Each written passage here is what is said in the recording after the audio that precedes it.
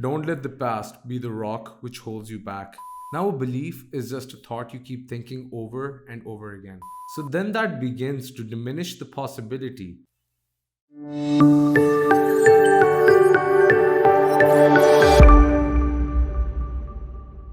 Don't let the past be the rock which holds you back.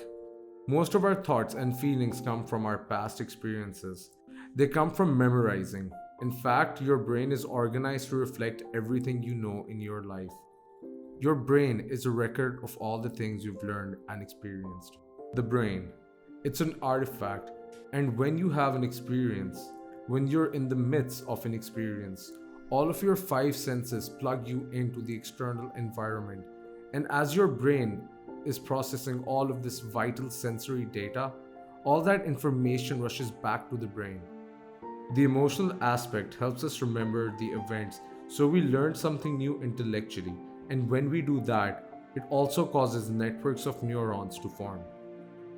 The Nobel Prize laureate Candle in the year 2000 found that when people learn just one bit of information, they double the numbers of connections in their brain from 1300 connections to 2600 connections.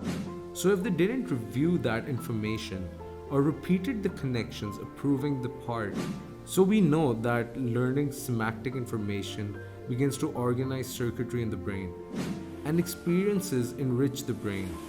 The end product of experience, of course, is the emotion, and it causes us to feel certain ways. When you begin to string attitudes together, when you combine an attitude, you start to form what's called beliefs. Now, a belief is just a thought you keep thinking over and over again until you hardwire it into your brain. Because beliefs are based on past experiences, then the very boundaries of our beliefs is how we feel. So when our beliefs get challenged, it typically doesn't feel right. They feel insecure, they think more insecure thoughts, they fire and wire more circuits in their brain to feel more chemicals of insecurity. And then once they're feeling insecure, they think more insecure thoughts, and they do this over and over again. The redundancy in the repetition of that cycle over time conditions the body to subconsciously become the mind.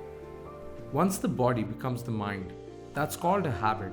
And it turns out that 95% of who we are by the time we're 35 years old are set unconscious thoughts, unconscious behaviors, unconscious emotional reactions that function like a subconscious computer program.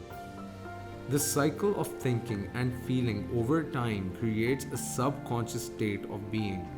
So all beliefs are subconscious states of being.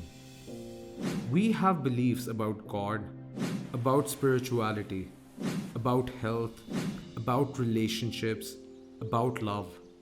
And all of those are based on our past experiences. But the majority of those beliefs, we don't even know that. We believe them because we think they're true, because they're not functioning primarily in the conscious mind. And if you take several beliefs and you stack them together, you start to form what's called a perception, and perceptions have everything to do with relationships that we have, the things we create, the behaviors we demonstrate, the choices we make in our relationships. Why is that important? Because then if beliefs are subconscious states of being and you're stringing beliefs together, then most people are viewing their life through the lens of the past unconsciously, and they are filling in reality.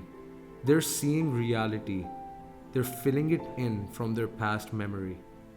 Our perceptions are overlaying our future, or overlaying the present moment with our memory of the past. So then that begins to diminish the possibility, and it begins to close down the way that we can begin to navigate and function in our lives. In order for us to change any belief or perceptions about ourselves and our lives, we have to make a decision with such firm intention that the amplitude of that decision carries a level of energy that's greater than the hardwire programs in the brain. And the emotional conditioning in the body responds to a new mind. In other words, the choices become an experience. that the person never forgets, because the internal experience begins to reorganize the circuitry in their brain and send a new emotional signature in their body. And in that moment, the person is becoming liberated from the past. The brain is a powerful machine, which is easily affected by the memories of the past.